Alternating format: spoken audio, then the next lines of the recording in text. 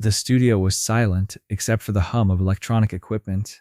Dieter Bohlen sat alone at his keyboard in Hamburg, 2 o'clock in the morning, surrounded by the machinery that had built an empire, synthesizers, drum machines, mixing boards, everything he needed to create a hit song, everything except the one thing he refused to admit mattered: a voice. Not just any voice, Thomas Anders' voice. It was 1987. Modern Talking had just imploded in spectacular fashion. The most successful pop duo in European history had torn itself apart over creative control, ego, and irreconcilable differences. The press was calling it the end of an era. But Dieter Bohlen saw it differently. He saw it as liberation. For years, he'd been the genius behind the curtain, the producer, the songwriter, the architect of every hit. Thomas had been the instrument, a very good instrument, admittedly, but still just an instrument. Now Dieter would prove what he'd always suspected, that the magic had never been the combination. It had always been him. The song he was writing that night would be his proof. Bigger than You're My Heart, You're My Soul. More sophisticated than Brother Louie. A track so undeniably brilliant that the world would forget Thomas Anders had ever existed. He called it Sorry Little Sarah, and it would become the most expensive mistake of his career. Before understanding why Dieter was so certain he could succeed alone, you need to understand how Modern Talking had been built. It hadn't been a partnership of equals. Not really. Dieter Bohlen had been a struggling producer in his late 20s when he developed a formula. He'd studied the American pop market, analyzed what made songs stick in people's heads: melody, repetition, emotional hooks delivered with absolute precision. He'd created a sound, synthesizer-heavy, dance-oriented, catchy to the point of being addictive. What he needed was someone to deliver it, not a creative partner, a vocalist who could execute his vision without questioning it. Thomas Anders had seemed perfect, young, talented, ambitious, and critically willing to follow direction. When they'd recorded their first sessions together in 1984, Dieter had controlled everything. He'd written every note, programmed every beat, decided every arrangement. Thomas had sung what he was told to sing, and it had worked spectacularly. You're My Heart, You're My Soul had exploded across Europe. Then You Can Win If You Want. Then Cherry Cherry Lady. Each song followed Dieter's formula precisely. By 1985, Modern Talking wasn't just successful. They were a phenomenon. 2 albums, both multi-platinum, constant #1 singles, sold-out tours. But the success had created tension that neither man had anticipated.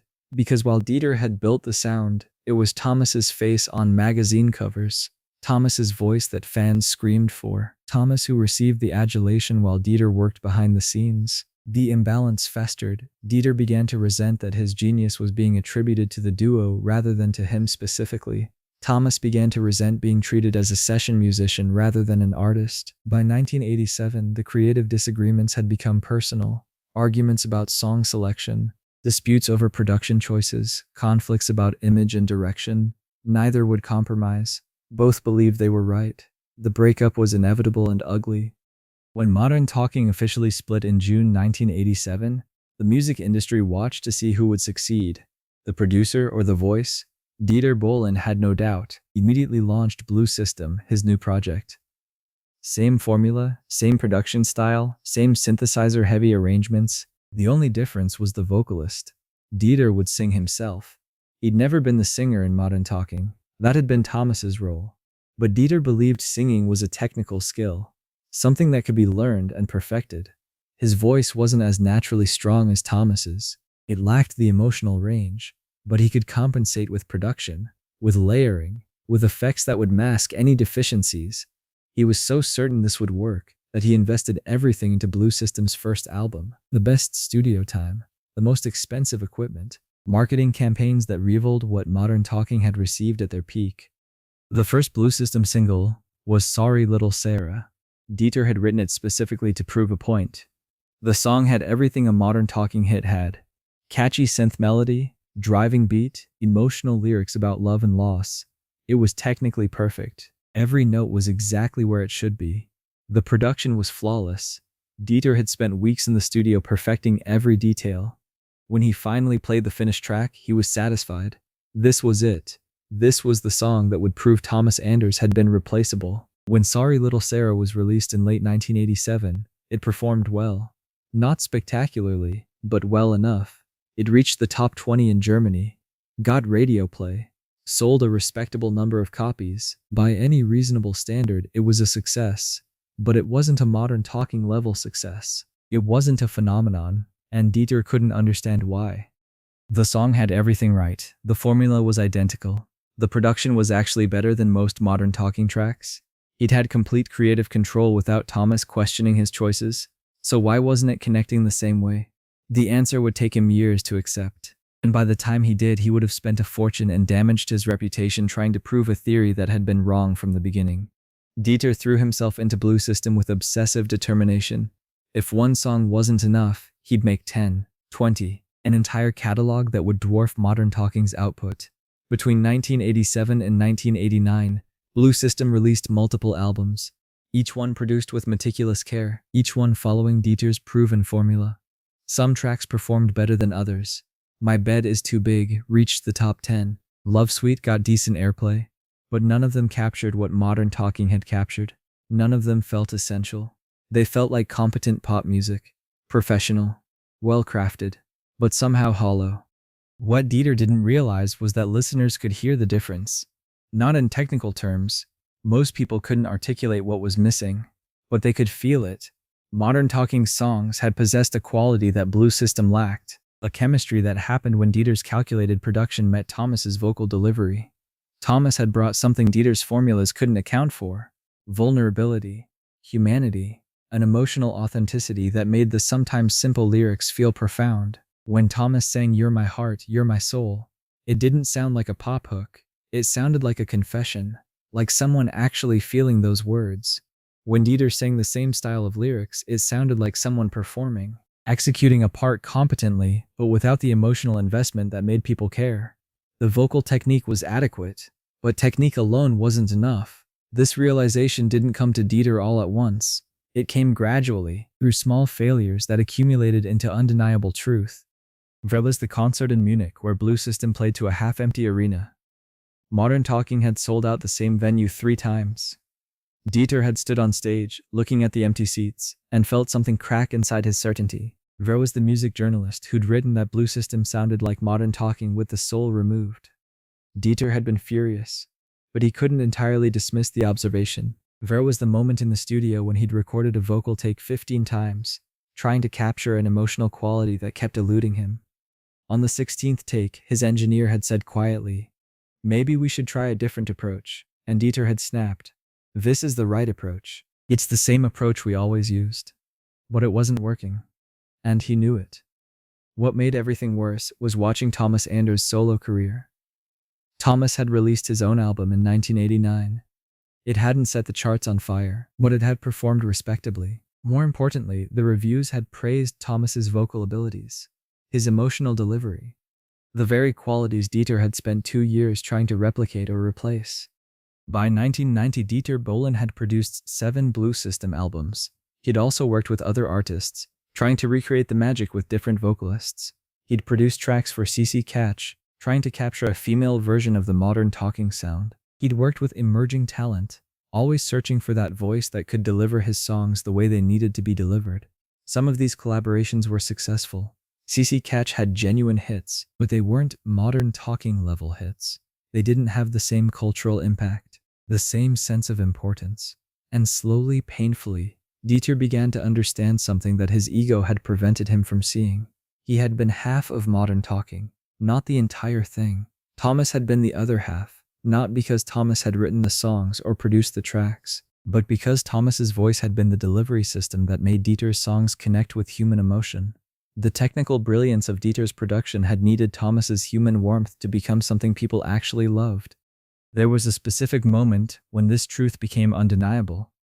Dieter was in the studio in late 1997, working on another Blue System track. Everything was perfect. The mix was flawless. The arrangement was sophisticated. But listening to the playback, Dieter felt nothing. And if he felt nothing creating it, how could he expect listeners to feel something hearing it? He sat alone after everyone had left, playing old modern talking tracks. Brother Louie, Atlantis is Calling, Geronimo's Cadillac, tracks he'd produced a decade earlier. And he could hear it now, could hear what made them work. It wasn't just his production, it was the combination. His structures providing the framework, Thomas's voice providing the emotion. One without the other was incomplete. For 10 years, Dieter had been trying to prove that Thomas had been replaceable, that the genius had been his alone. He'd spent a fortune, released countless songs, worked with dozens of artists, and none of it had captured what modern talking had. Not because the others weren't talented, but because the specific combination of Dieter's production and Thomas's voice had been unrepeatable.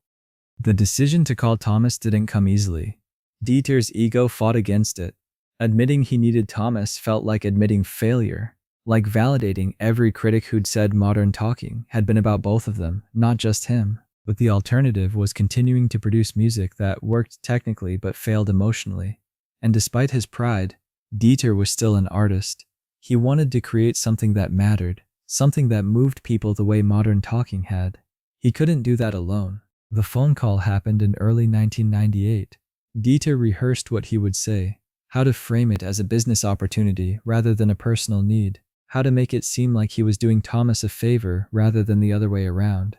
But when Thomas answered, Dieter's prepared speech disappeared. "I want to reform modern talking," he said. There was a long silence. Then Thomas said, "Why now?"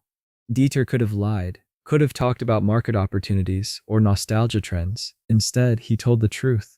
"Because I finally understand that what we had was special. Not just my part, not just your part, both parts together." Thomas didn't answer immediately. He'd spent 10 years building his own career, establishing himself as more than just Dieter Bohlen's vocalist. Agreeing to reform modern talking meant risking that independence. But he also understood what Dieter was really saying, that the partnership had been real, that both of them had contributed something essential, that the magic hadn't been divisible. "Okay," Thomas said, "but this time we do it as actual partners, equal say in creative decisions." Dieter agreed, not because he wanted to share control, but because he'd learned that control meant nothing if the result was hollow. Modern Talking reformed in 1998. Their comeback single was "You're My Heart, You're My Soul" 98, a remake of their first hit. When Dieter produced it, he approached it differently than he'd approached any Blue System track. He didn't try to control every element.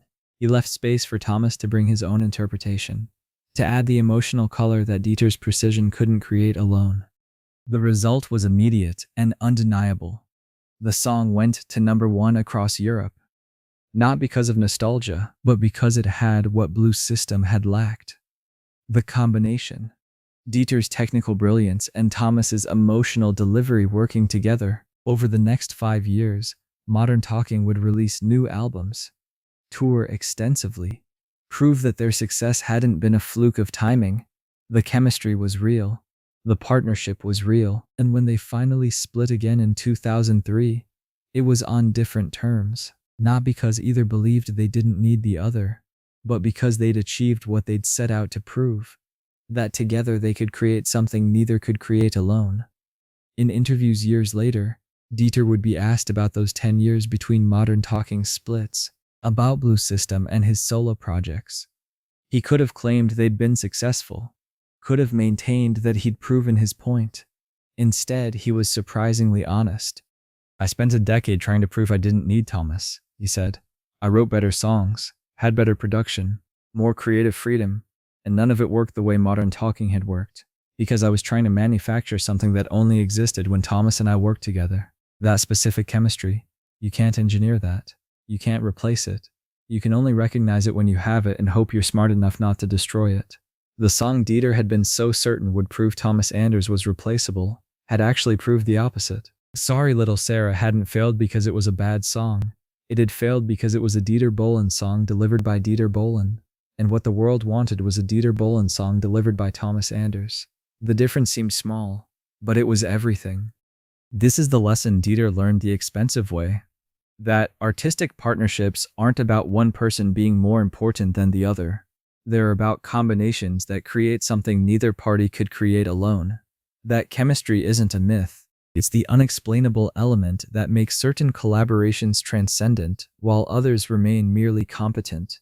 Dieter Bohlen was a genius producer, probably one of the best pop producers of his generation. His understanding of melody, structure, and commercial appeal was unmatched. But genius in isolation produces technically perfect music that doesn't move anyone.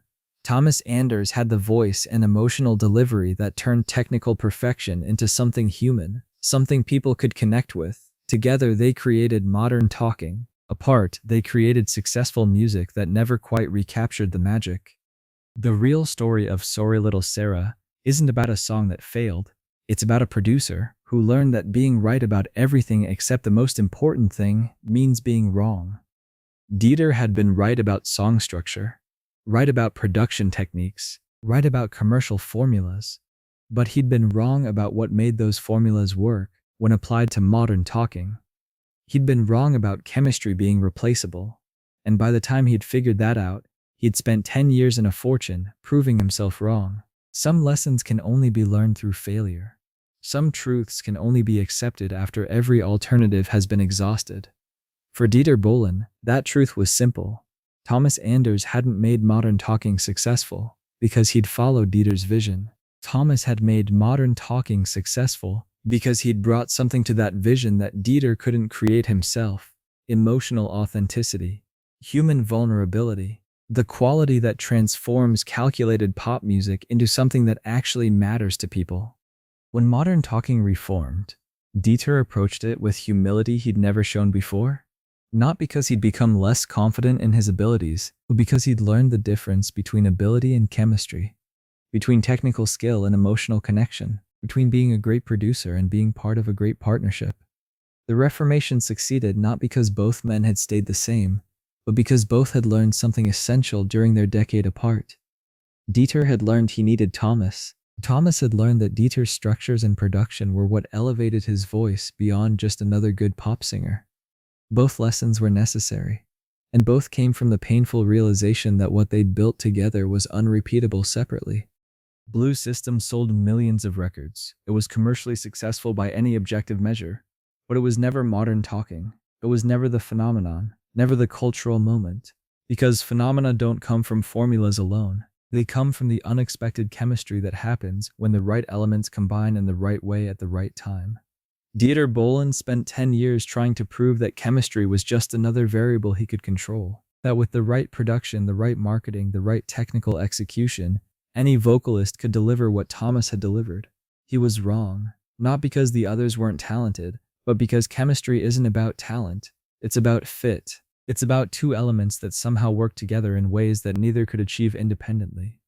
Today, Sorry Little Sarah exists as a footnote in Dieter Bohlen's catalog, a competent pop song that performed adequately but failed to prove what it was supposed to prove. The song itself wasn't the failure, the theory behind it was. The belief that modern talking had been about one person's genius rather than two people's chemistry. History remembers modern talking. The songs they created together still play on radio stations across Europe, still evoke nostalgia and emotion. Blue System has largely been forgotten except by dedicated fans, not because the music was bad, but because it lacked the one thing that Dieter couldn't create alone no matter how hard he tried. The human element, the emotional authenticity. The voice that made people believe the words they were hearing actually meant something. In the end, Dieter Bohlen's greatest achievement wasn't proving he could succeed without Thomas Anders. It was learning that success without partnership isn't the same as success with partnership, that being right alone is less valuable than being part of something together, that ego is expensive, and that the most important thing a genius can do is recognize when their genius needs a partner to become something more than technical brilliance. Modern talking worked because Dieter provided the structure and Thomas provided the soul. Remove either element and you have something less, something incomplete. Dieter spent 10 years and countless songs proving that. And when he finally accepted it, when he finally called Thomas and admitted what he'd learned, modern talking came back. Not because either man had changed their abilities, but because both had changed their understanding of what those abilities meant when combined. That's the real story of the song Dieter Bohlen wrote to replace Thomas Anders. It didn't replace anything. It just proved that some things are irreplaceable.